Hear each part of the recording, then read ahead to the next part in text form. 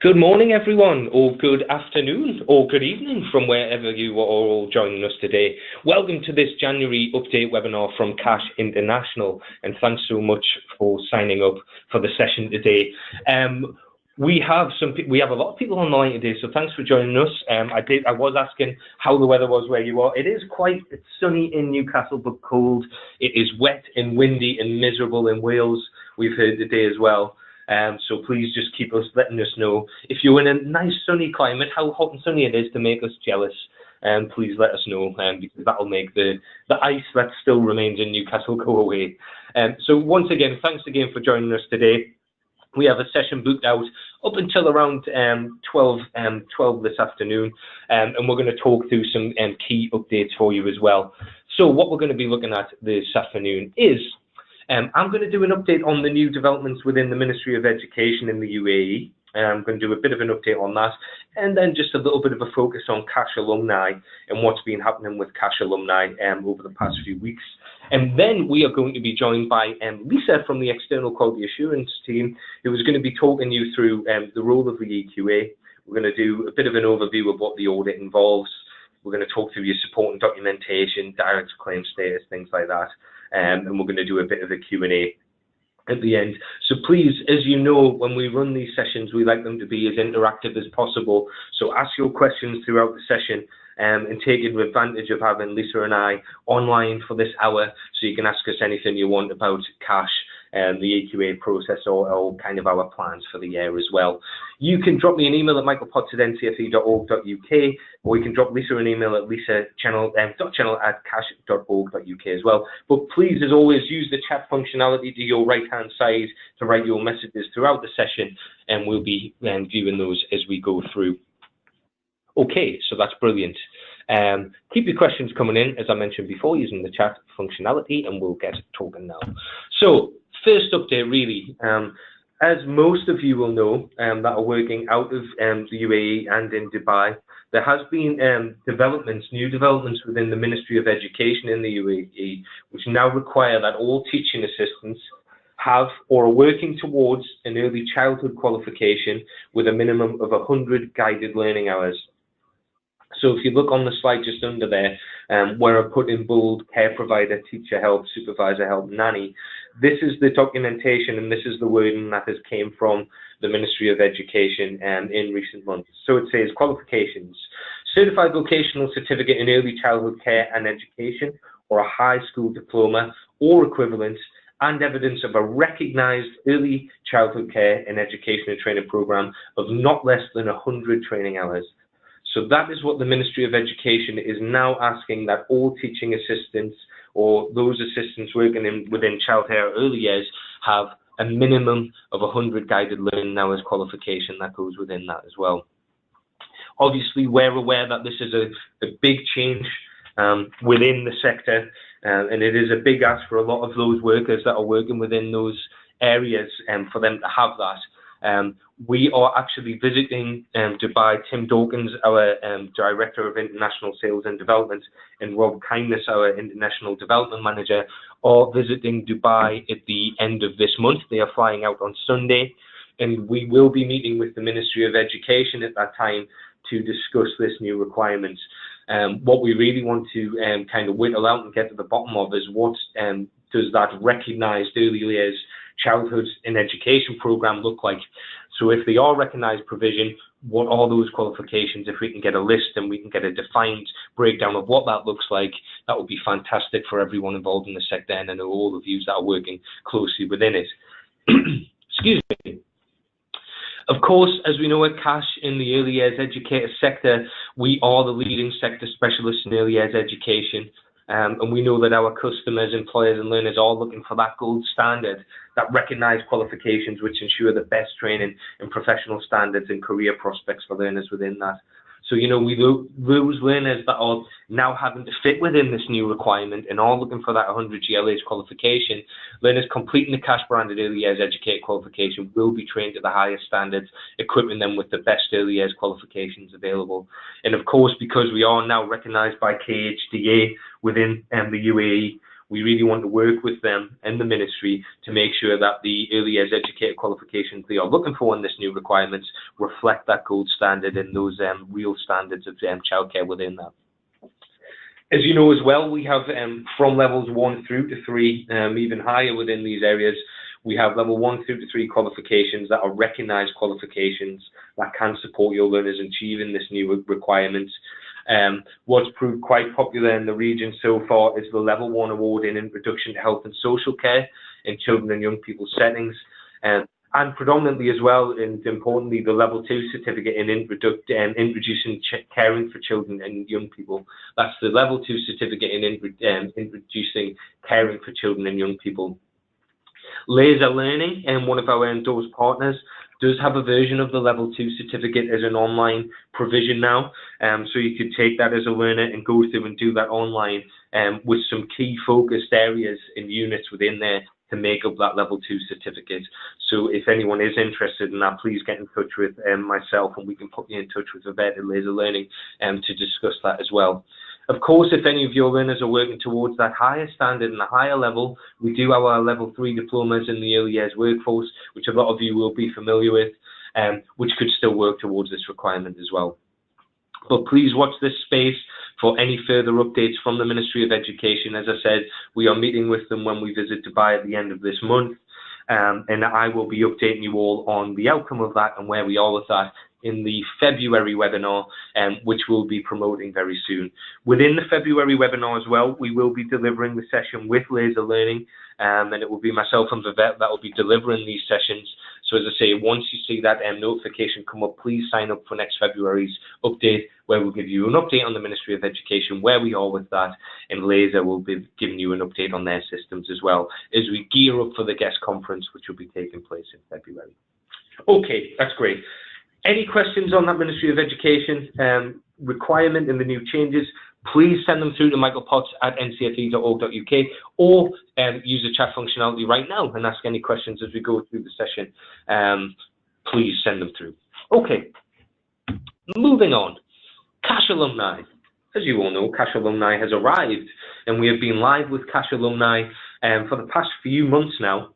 And just a bit of a recap, Cash Alumni is your online home for recording CPD as a learner. All the qualifications you gain, all the new skills that you're gaining through your work, please get them on Cash Alumni if you're signed up. Put them on your CPD record. We're also going to help you gain new skills through discounted training, reading, exclusive and interesting articles from leading figures within the sector, and we're covering all their areas of cash within there as well. So dental, nursing, play, childcare, health and social care, all of those key areas we're going to be covering. So please encourage your learners to sign up within that as well. As an employer, if you are an active employer as well, you can sign up. Within that section, you're going to be able to promote any new jobs you might have for your company or your organization, and you're going to have a real kind of pipeline straight through to all of those learners and qualified people within that sector who are going to be looking to upskill or potentially move jobs. So please sign up for Cash Alumni that way. And what we want as well is we want your feedback. Please let us know what you think so far. Dawn Mulvaney is gearing up for phase 2 of the Cash Alumni project and really wants to hear your feedback as to how you've interacted with it so far as an employer or a learner. Please let us know. Coming soon within phase 2, we're going to be putting a CV builder on there, which is going to be a really useful tool for learners. So when they have updated their CPD records and logs and they've got all their qualifications and detail on there, they're going to be able to click into a CV builder build, and that's going to create a CV for them automatically, which is going to be fantastic. There's tons more CPD courses coming online every week. So please get on there and have a look. And we are currently working with the CDI, the Career Development Institute, to become an affiliate member, which is going to be great just to show everyone that this is really a tool to develop your CV and your profile, and it is going to be really worthwhile for who you can connect. So if you have got any learners that are interested in signing up for Cash Alumni, please get in touch with me and we can point them in the right direction. Or if you have any learners that have signed up and have got any feedback, send that through as well. That would be great. And just another bit of a plug and a little bit of a reminder for you all out there as well who have active learners. We're currently doing Cash International Learner of the Year. So if you have had any learners that you've worked with over the previous there that you've been really impressed with, that have, you know, conquered some adversity to get through that, or just been really dedicated and really stuck in and really studied hard to achieve their qualifications, please let us know, because we would love to recognise them as part of our Learner of the Year programme. Fantastic. Okay, well, that is enough talking from me for now. I'll pass you over to Lisa. Keep your questions coming in as we go through. But what I'm going to do now is going to pass you over to Lisa, who's going to talk about all things EQA for you all. Okay, hello, I hope everyone can hear me. I'm Lisa Chennell, and I'm one of the external quality assurers for CASH. There are 4 EQAs. There's Jane Foster, who is the lead EQA, and there's Julie Berryman, myself, and Fran. So what I'm going to do today is I'm going to go through what our role is, and go into a little bit more detail about audits and the support that we can give you. So feel free to ask any questions throughout, and hopefully I will pick them up, or Mike will pick them up as we go through, and I will answer them at the end. So basically, in a nutshell, what an EQA, an external quality assurer, does is, right from the beginning, we will be your contact. So as soon as you put yourselves up for approval, we will do your approvals for you, we will do your ongoing audits, and we will support you throughout all of those processes, and support you throughout the annual year of the audit. What you'll receive from us will be a dedicated EQA who is occupationally competent, and all of the EQAs that have listed have experienced within the occupational areas that we audit, and also with, obviously, assessing and internal quality assuring. You'll get 1 remote audit per year, because CASH will audit on an annual basis. The only difference would be if we felt that you needed more support and we would give you an additional audit, or if you are doing short courses and we haven't sampled a qualification that you may be delivering. As I said, you'll get support throughout the year, and I'll talk about a little bit more about that. Our guidance documents, and our resource booklet delivering our qualification, which you can see on the side of the slide, and templates and tutor guidance. And these are all on the website, and I'm going to attempt to try and get you to see that on our membership website. So you can see that I've got the website up here. You do need to be into the membership area to get up the resources. So you would have to obviously go into your login, which is right at the top here. It says member login, and all approved centres will have a password for that. And what you'll need to go into is centre management. And if and see, it didn't work. Okay, I'm not quite sure what went on there. I do apologise. Okay. So I'm not what I will do is I will try and do that at the end for you, because it seems to have not have worked for some reason. I don't know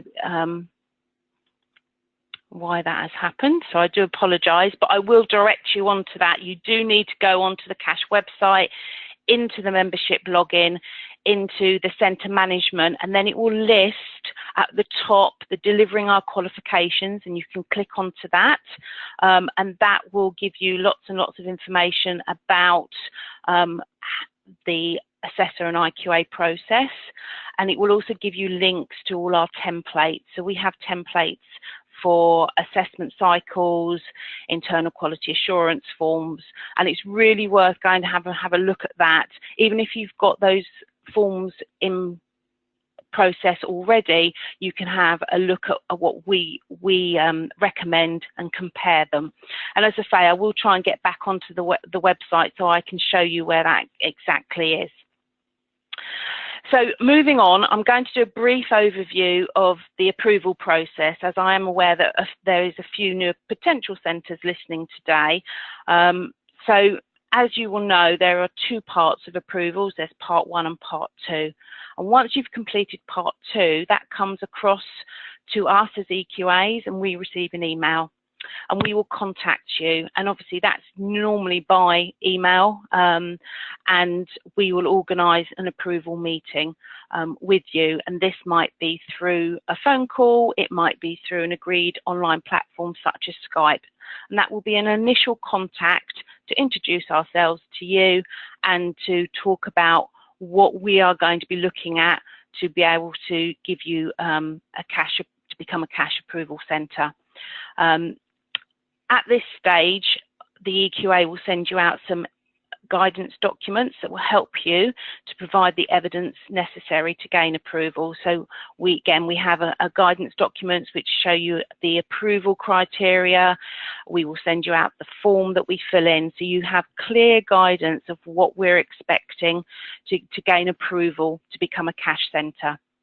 You will also then receive an online platform invite to a system that we call Engaged People, and this is where centres can upload their evidence ready for us to review for the approval. And I'll talk a little bit more about Engaged People as we move forward. Once everything has been approved for the approval, you will get an email to confirm if you've been approved.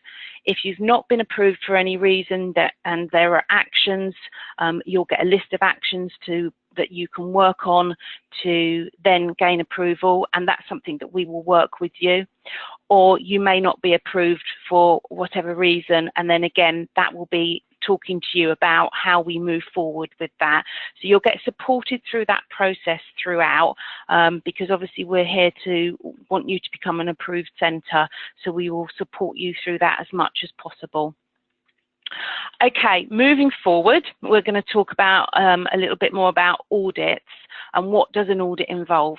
Now, the main purpose of the audit is to ensure that centres have robust policies and procedures that all staff are implementing to ensure that they're demonstrating that each learner is given an excellent learning experience and that the quality assurance that the centre is implementing upholds the integrity of the cash branded qualification.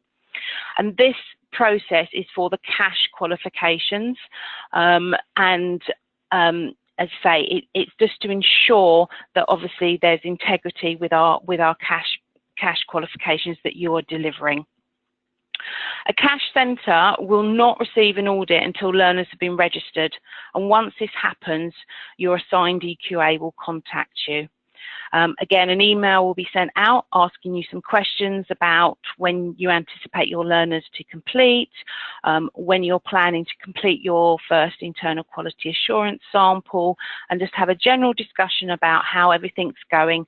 And then we would negotiate an audit date with you and arrange the best way to communicate on the day. And that, say, it might be through Skype, it might be GoToMeeting. There's a system called Zoom that I've used before with a centre, and that will be agreed, and obviously times and everything, hence because of time differences. Once this has been agreed, you'll get a confirmation email. And in that confirmation email, it will explain to you the date, the time, what we're expecting to be sent to us, and any other information that you need to be able to provide the evidence for the audit. So sent with the email, you get guidance documents. The guidance documents is a preparation form that explains what information and evidence you'll be required to provide, and this is linked to the actual audit form that as EQAs we will complete. This is basically used for you. You don't have to send this document back. You go through it to make sure that you've got all the evidence that you need to be able to complete the audit successfully. Alongside this, you'll get two additional documents, a confirmation of centre info form, and basically that is asking you to list all your assessors and IQAs that are currently assessing and IQAing the cash qualifications. Ideally, we we would ask you to identify which assessors and which IQAs are assessing and IQAing which qualifications, especially if you're doing a few. So if you've got health and social and you've got assessors for that, and you've got different assessors for childcare, it really helps if you identify who's who. And if you've had any new assessors or IQAs since you've been approved, if it's your first audit, or since the last audit that we have, because we would be looking at that they are appropriately occupationally competent and knowledgeable to be able to deliver the qualification they're assessing or IQAing on. The second form that you will get is a centre feedback form, and this is basically our section 12 of our audit report, and this asks the centre to give us feedback on the product, the qualification that you're delivering. And this information then goes back to our product team, which will then give them information if there needs to be anything changed or anything updated. And these two documents we ask to be sent back so before the audit day, so we can use them for the audit and obviously populate the report. You will then be sent an additional email from Engaged People, and as I mentioned before, Engaged People is the platform that we currently use for centres to upload their evidence on. And you'll get an invite, you'll click to say that you accept that invite, and then you can upload your evidence.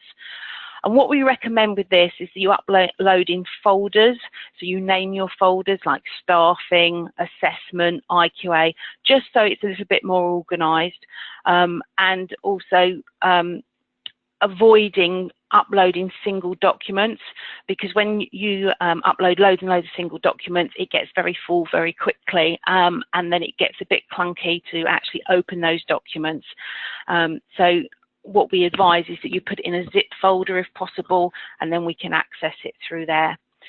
All evidence that we are asking for the audit needs to be uploaded before 3 days of the audit, and this is so we can check that it's all there, and also that we've received it, because sometimes IT, unfortunately there might be a glitch, so we just need to ensure that on the third day before the audit we check, make sure everything's there. If it's not, obviously we would drop you an email to find out what's going on.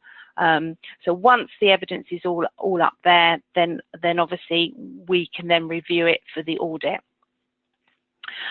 If you are delivering a qualification in an additional language other than English, the centre must have a translation agreement, and this would be all in place and discussed when you would have gone through your approval, and that's something that you can talk to Mike about if you do want to translate anything.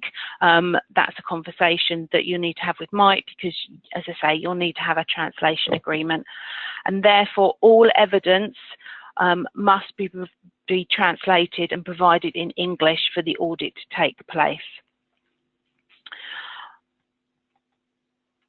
If you are using an e-portfolio rather than paper portfolio, then we request that you organise a login for the EQA and give them full access of all cash learners. So this is so we can obviously have a really good look at all the learners that you've got, dip into each portfolio. So to have full access is really important, because we might look at a few learners, and as we go along we might want to look at more learners, so it's just easier to have full access. Obviously if you're doing paper portfolios, then you would be scanning that evidence up and uploading it onto Engaged People. Okay, on the day of the audit, we will contact you initially the first thing in the morning to talk to you, to find out what's been going on with the centre, and how things have been going. If you've got any questions or queries, this is the time that gives you the opportunity for questions, for anything that you want to ask us as well. And then what we will do is agree a time to give you feedback once the audit has been completed and we've reviewed the evidence. Now, this may be the next day due to time differences. It may be that we've asked for additional evidence once we've reviewed the evidence, so we would contact you via email for that, or talk to you when we've agreed to give you feedback and discuss how we would move forward with that. And then you would receive the feedback at the end of the audit, and we would go through the report with you. We'd be highlighting what you do really well. We'd be saying about learner evidence. We'd be looking at how you're using your IQA process and how you're assessing the different qualifications, and we'd be looking at how to develop and maybe streamlining things that you're putting in place. We would identify if we've given you any actions or recommendations at that stage. And obviously that's a two-way process. You can ask any questions that you may have at the end of that audit. Once the audit has been completed, we submit a report, and that report is within 5 days of when the audit starts, ideally. And you'll receive an email with the report attached, and this will inform you of the outcome and if the centre has achieved direct claim status. What direct claim status means is that you'll be able to certificate your learners without them coming through to us to look at first. So obviously that's what all centres would ideally like to achieve. And you can find the criteria for the direct claim status on our cash website, and it will explain to you how you gain direct claim status if it's your first audit, how you claim it on your second audit, how you maintain that direct claim status, and the reasons for if you lose the direct claim status or it lapses. And that's sort of all explained on the cash website. Okay. So the only thing left really is to explain how we give support in between audits, and this is ongoing throughout the year. We will answer any questions regarding quality on the assessment and internal quality assurance on the qualifications that you deliver. We'd rather you ask the question before we get to the audit stage to ensure you're well prepared and delivering to the required standards. So please don't be afraid to ask. You can email any time, and we'll pick up our emails, and if we don't know the answer, we know somebody who will have the answer, and we'll get back to you as soon as possible. But to say, please don't be afraid to ask, because we'd rather you ask the questions so we can support you throughout the year, and obviously that's why we're here, to support the centres. I feel like I've really whizzed through that. I don't know if anyone's got any questions on any processes. That was thank you. We have got quite a lot of questions coming in actually, which we'll go through. What I'm going to do, I had a note from Nicola Proctor, who's joining us today from the international team, and she said in that members area login, the screen that was shown for you is what happens when you get logged out. So if you try and log back in, you should be. What I'm going to do is I'm just going to change back to me for a second, Lisa. Okay, cool. And then I'll come back to you, and I'm just going to give everyone and field the questions. Okay. That's brilliant. Thank you. So everyone, hopefully see my screen now once it loads up for you. And thanks again for Lisa for taking us through that. Really, really useful to find out where we are. And I know a lot of you have got questions, and we are going to revisit them. Just as a bit of an update, the Cash International team are visiting Dubai from, as I mentioned, we are going out on the 29th of January, and we are coming back later in February. And then we are out on the 27th of February to the 6th of March. We are also visiting Malaysia on the 4th to the 9th of February. So if anyone would like a meeting to discuss how we can support you, if you're an existing centre or if you're a new centre that wants to come on board, please drop me an email at michaelpotts@ncfe.org.uk. You can follow me on Twitter, and my Twitter handle is @MikeNCFE, or you can give me a call on 078 243 46685. Any one of those, I'll be available all the time. So just give me a shout. We can organise that out for you. So yes, Dubai, we're out for a few days, 29th to the 1st of February, 27th of February, then to the 6th of March. And then Malaysia, we're out to the 4th and 9th of February. So please get in touch with us if you would like to meet us. Our kind of chance cards are filling up quite a bit, so please get in touch now. If not, we are out throughout the year, so we can organise another day out that. Okay, so Lisa, are you up and running on that members login? Yes, yeah, I've got it up, so hopefully you'll be able to see it. That's great. I'm going to pass back over to you now, and you can talk us through, and then I'll fly some questions out. Okay, so hopefully you can see the centre management on the website. Now this is in the member login. So as I said, you need to log in with your password. And if you go onto centre management, it says assessment and quality assurance right at the top. If you click on that with the full guide, fingers crossed, it will be showing you now the delivering our qualification booklet. And have a really good look at this. It talks about policies, it talks about assessment, internal quality assurance.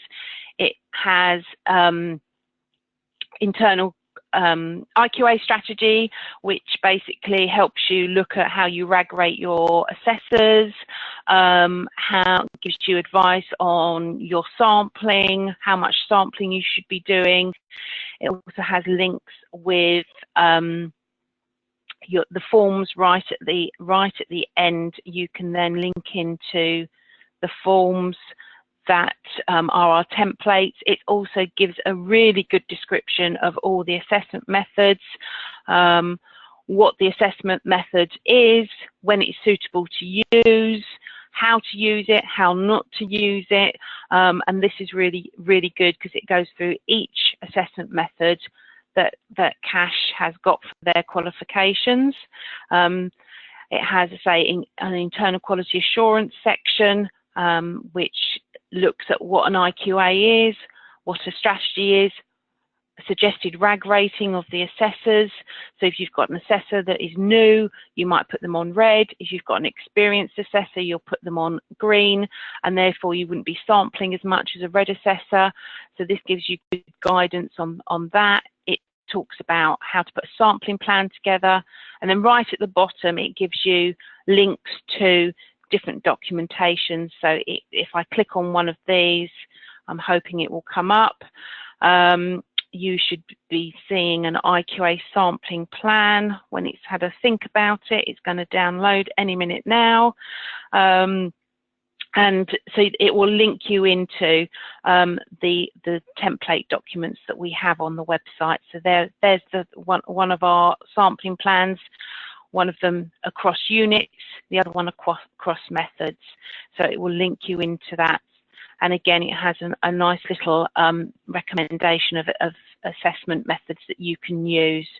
So really go into the centre management part of the website and have a click round, have a good rummage and find out. And then if you've got any questions or queries, then you can ask us. Okay, I'm going to attempt to go back now, Mike, and see if what I can get. So yeah, so hopefully everyone can see how to get onto that now, which will be really good. That's great, yeah, and I think that new document's absolutely fantastic. It's certainly something that we've really kind of welcomed in the international team, because it's just a great resource for everyone coming on board. Yeah, definitely. If you are, as Lisa was saying, if you are already signed up, get on that member login page and have a look through it. For all of you that are kind of going through approval at the minute, getting there once we're set up, that's kind of going to be your go-to place. So we can make sure you're all set up and on there. So we have got quite a few questions coming through, Lisa, if you don't mind. I'm just going to fire a few of them out to you now. I suppose the most important one after that is we looked at some of the kind of forms provided there and things like that. Do they have to use the forms provided someone's asking, or can they use their own documentation?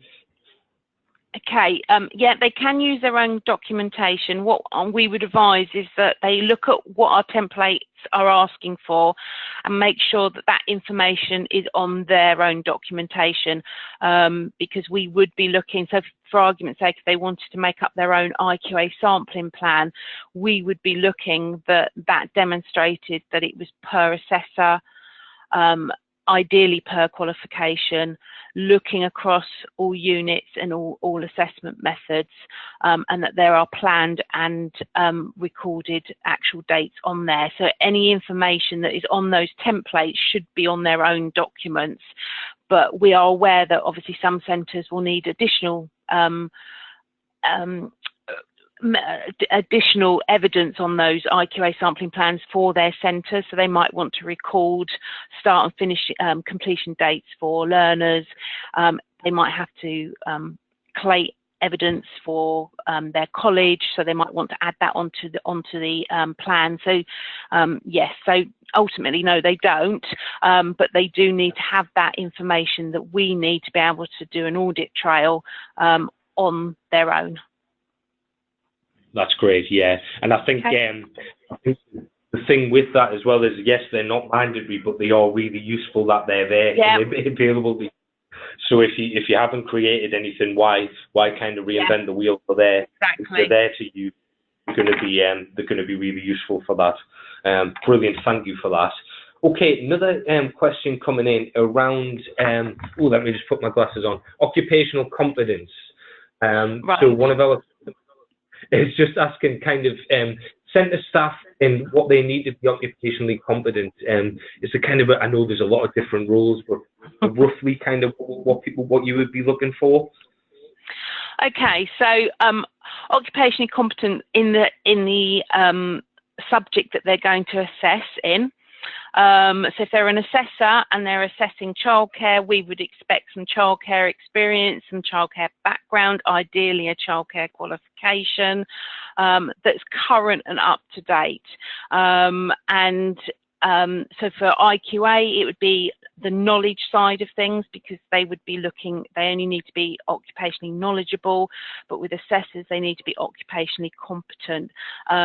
So you might have somebody who's had loads and loads of experience and worked in nurseries, worked in schools, but maybe not have got a formal qualification, and that's fine. What we would be looking at is them demonstrating that they have a good understanding to be able to assess that qualification.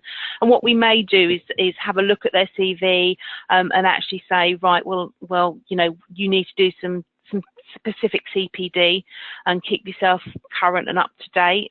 And what we would suggest as well is maybe do a skills audit. So if you've got a selection of assessors that you decide that you want to do a certain qualification, have a look and say, right, which assessors for which units. So you might have more than one assessor assessing a qualification, because you might have an assessor who's got the experience in child development, and then you've got another assessor who's got the experience in safeguarding. So you might decide to do that. That's it, yeah. It's just weighing up who you've got there, who's going to be able to manage each group. Yeah. Great. Yeah, and if in doubt, that's a question that you can obviously email us as EQAs. I get centres who will go, can you just have a look at this CV? We'd like to deliver this. We'd like to use this assessor. Can you just, you know, confirm that this is okay? So that, again, that's something that they can ask us. That's great. Yeah, and that's what we're here for. If there's any questions you do have, send them over. We're here to support. We're not here to be barriers. We're here to help you get set up and have everything you need in order to be successful. So, as we said, please ask those questions, send them over, and we'll be on hand to help with those. I think you mentioned this before, so we've got one coming through. Someone asking, how long does it take to submit a report? Was that 5 days, did you say? Yes, ideally 5 days. I mean, that's the turnaround that EQAs are have to put their reports in. If there's any issues with that, and that might be because there's been an IT issue or we haven't received the evidence that we've required, then we would negotiate with the centre to say, well, look, you know, it's not going to be 5 days because actually we've been talking for the last 3 days and I've not sampled until the 4th day, so completing the report. And that's something that we can talk to our departments as well. So for the reason why that has happened. So if it doesn't happen in 5 days, we can give justification, but obviously we try and turn it around in the 5 days. And 99.9% we do. It's just if there's a hiccup for any reason. Yes, that's it. Of course, there's got to be a bit of give with that. But I suppose, yeah, we're saying we'll be as proactive as we can with it. Yeah. Yeah, and often you'll get it before that. You know, sometimes we turn it around in the same day that we've done the audit. It just really depends on you know, how quickly everything comes together. Of course, that's it. Yeah, it depends. It depends on each case on its own kind of. So yeah, great. Okay. One last one we've got coming in. One of our newest centres asking if you could just tell us a little bit about the observations and work and what's kind of the requirements when these observations happen. Okay, so I'm presuming you're talking about sort of assessor qualification, assessor observations on learners. Yes, I believe so. Yeah. Okay, so obviously not all our qualifications have that requirement.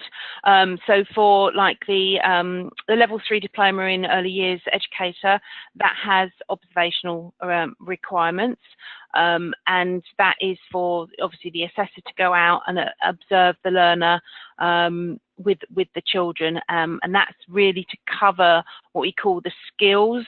So it would be like the implementing, it would be the be able criterias within the qualification, and going out and assessing learners is part of that requirement. And there is a format for that you can record your observations on. And basically, you know, as an assessor, you go out and write a report to say, you know, what you're seeing the learner does, and you make that judgment if they're competent or not. And you know, ideally, you do as you know, as many as you can to ensure that the learner is competent in that area. So it's like any other evidence, really. It's just ensuring that you've got the direct observations within the qualifications that require it, and that you go out and assess the learner rather than doing professional discussion or witness testimonies for those skills criteria. Of course, that's great. And just to mention on that, actually, what we're doing is a bit more support for those existing centres out there that might have been with us for a little bit of a while. Janet Scott is going to be running quarterly assessor and internal verifier training sessions as a refresher session for all of our international centres out there. So you'll be able to sign up for that. They're not mandatory, but we would encourage you to attend them.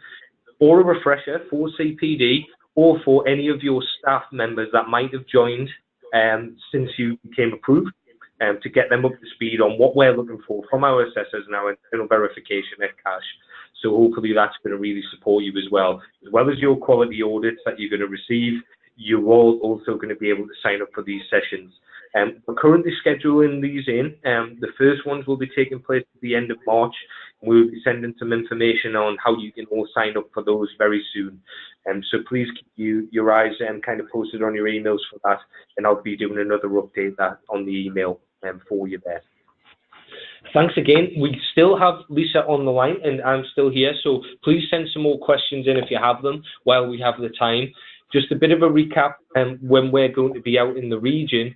When we're out in the region from the 27th of February, Nicola Proctor and I will be attending the guest conference. So please come and see us on the CASH stand there. We are co-presenting with Laser Learning. So come and see Vivette, Nick and I, and we can chat to you about CASH qualifications and how Laser can support you as well with e-portfolio or online provision. So it'd be great to see you out there, so come and visit us on this stand. as well. All those dates still around. If you do have any questions, please get in touch and we'll do that as well. We have a question coming in from Miss Ho, asking, if Lisa, can you briefly explain the role of an internal verifier for a new centre for us? Okay, so an internal quality assurer, basically what you'll have is you'll have the learner, you'll have the assessor, and you'll have the IQA, and then you have the EQA. So the assessor will assess the learner and deem them competent. The IQA will be looking at the assessor role. So the IQA will look at what the assessor is doing. So they will look at, are they supporting the learner appropriately? Are they making judgments appropriately? Are they using lots of assessment methods? Are they providing, asking the learner to provide the right evidence to be able to achieve their qualification? Are they planning and giving feedback to that learner? So the IQA will sample the assessors within the centre to make sure that they're doing their role properly. So the IQA would have an IQA sampling plan for that assessor, and that would be planned at the beginning of the qualification, and they would identify what they were going to sample for that assessor across that qualification. And then they would dip into that qualification and look at what the assessor has done, and then they would give feedback to the assessor. They would support the assessor throughout. They might go out and observe the assessor with the learner. If they might observe them doing the delivery, if they're doing some tutor input on the qualification, they would also provide standardization meetings with the assessor and team meetings with the assessor. So it's a support role to the assessor, but it's also checking that the assessor is doing their job appropriately to ensure that the learner is getting a good delivery of a qualification and is able to achieve their qualification that they've chosen to do. Great, brilliant. In this hole with that one, from Alpha, if there's anything else you need, please just let us know and we can talk you through that again, or send some information out to you on that as well. Please just let us know. Thank you very much. Thank you very much. Last few minutes, if you just want to send your questions in again while you've got us on the line, just utilise that. We are obviously available on email, or you can call us through. But while you've got us here, you can get in touch. Just for anyone who has colleagues that weren't able to attend today, we have recorded the session. We will be getting this uploaded to our Cash YouTube channel this week. So I will send a link to that recording to you all, so you have this information if you do want to revisit it or share it with anyone that way as well. For our colleagues and friends that couldn't join us today in China, because I know there is some problems with accessing YouTube and things like that, what I will do is if you need it, I will be getting in touch with you and sending you a version of the file, so you can access that. So those of you online today, don't worry. If you can't access YouTube, I will make sure I'll send a copy of that file over to you so you can access it that way. So you've got that.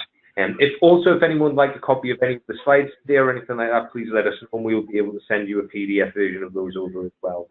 I'm more than happy to do that. Okay. I can't see any more questions coming through at the moment.